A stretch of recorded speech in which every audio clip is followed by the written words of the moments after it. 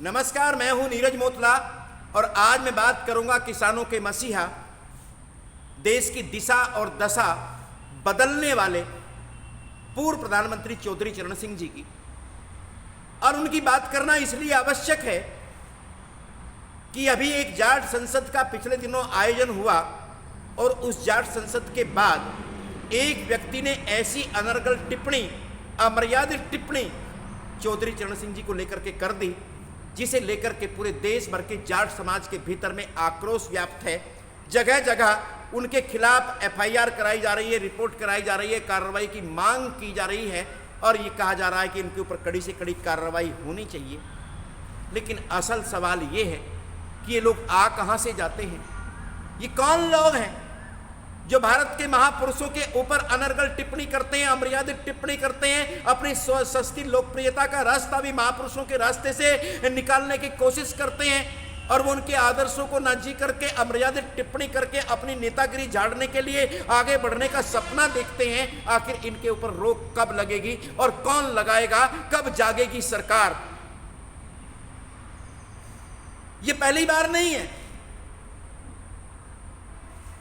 हर रोज देश में किसी ना किसी महापुरुष को लेकर के इस प्रकार की टिप्पणियों का वीडियो आती रहती हैं, सोशल मीडिया पर तैरती रहती हैं, आप देखते रहते हो। आज ये नया वाक्या चौधरी चरण सिंह जी को लेकर के आया है और हर कोई चौधरी चरण सिंह जी के बारे में पहले कम से कम जान तो ले कि चौधरी चरण सिंह जी थे क्या, चौधरी चरण सिंह जी का योगदान क्या था, चौधरी चरण सिंह जी किस तरीके से एक गरीब किसान के घर में पैदा होकर के देश की उस सर्वोच्च सीट तक पहुंचने का उन्होंने संघर्ष किया और किस तरीके से किसानों को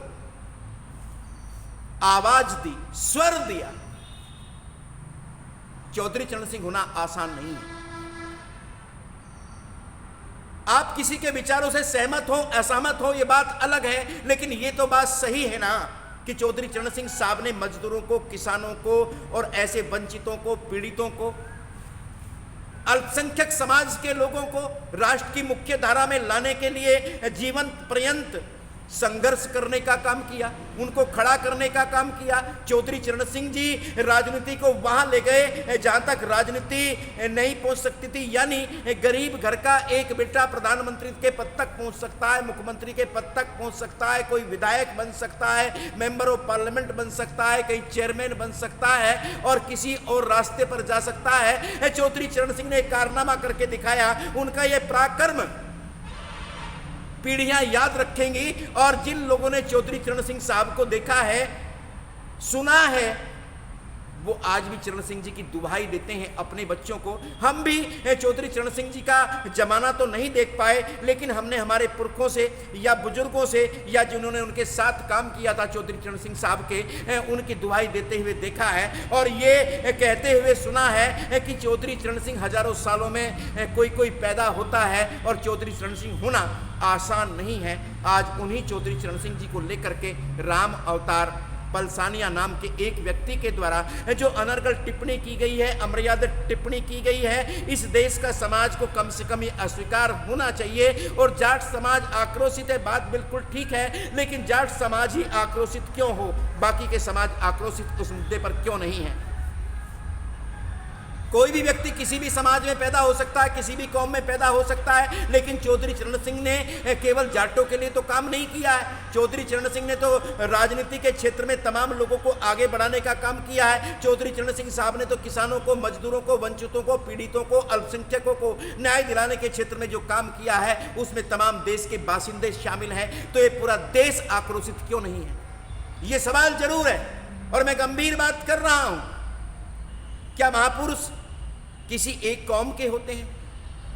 जन्म लेना तो हमारे हाथ में नहीं होता, कोई कहीं भी जन्म ले लेता है, निकलता वहीं से है, एक कौम से ही निकलता है, एक परिवार से ही जाता है, पैदा तो कहीं एक ही जगह होता है। लेकिन चौधरी चरण सिंह साहब ने तो पूरे देश के लिए काम किया था, पूरे समाज के लिए काम किया था, सब कौमों के लिए काम किया था। चौधरी चरण सिंह साहब तो कभी जाट होकर के राजनीति उन्होंने किया ही नहीं, जाट होकर के कभी भाषण झाड़ते हुए नजर नहीं आए और कभी एक कौम को बढ़ावा देते हुए नहीं दिखे, बल्कि सबको बराबरी का हक दिलाने के लिए संघर्ष करने वाले चौधरी चरण सिंह साहब पर जब ये टिप्पणियां होती हैं तो हृदय अंदर तक झकझोरने का काम करता है, पीड़ा होती है।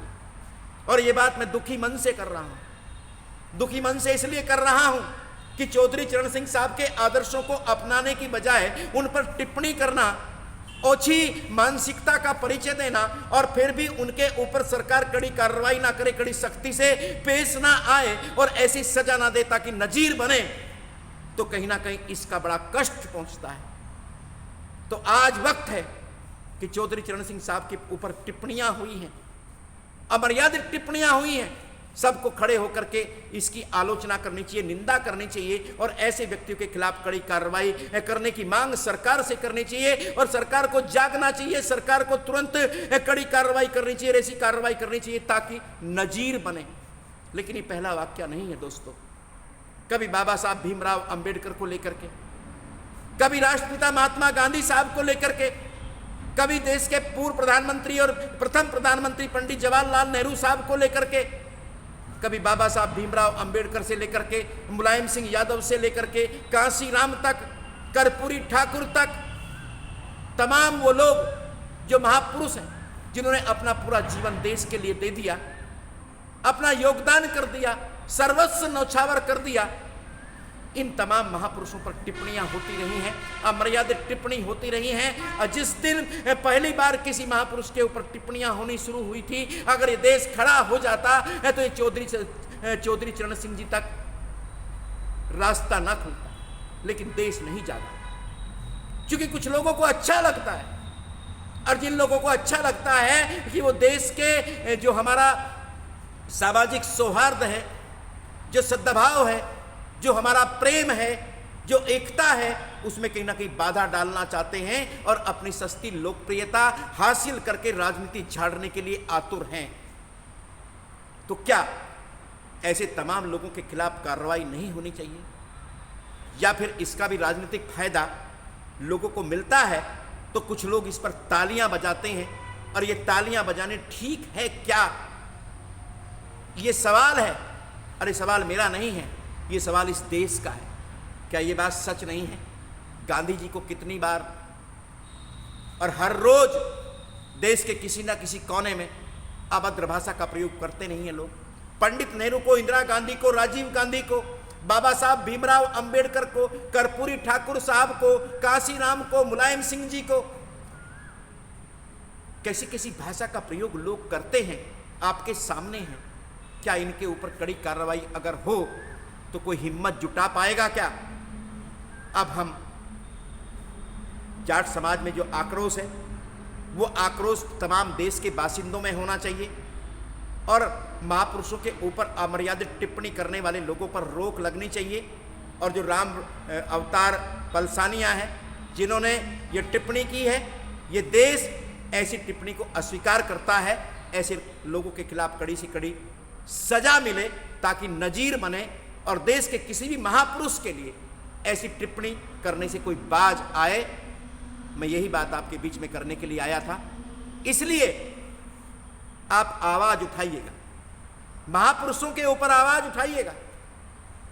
महापुरुषों के नाम पर जो ओछी मानसिकता रखने वाले लोग हैं, आवाज बुलंद करिएगा। और जो मैंने कहा कि अगर गांधी जी से जब शुरुआत हुई थी, अगर ये देश में जब ही आक्रोश आ जाता तो आज चौधरी चरण सिंह जी तक कोई ना पहुंचता। सोचिए और अपनी टिप्पणी जरूर कीजिएगा। आपका बहुत बहुत शुक्रिया। नमस्कार।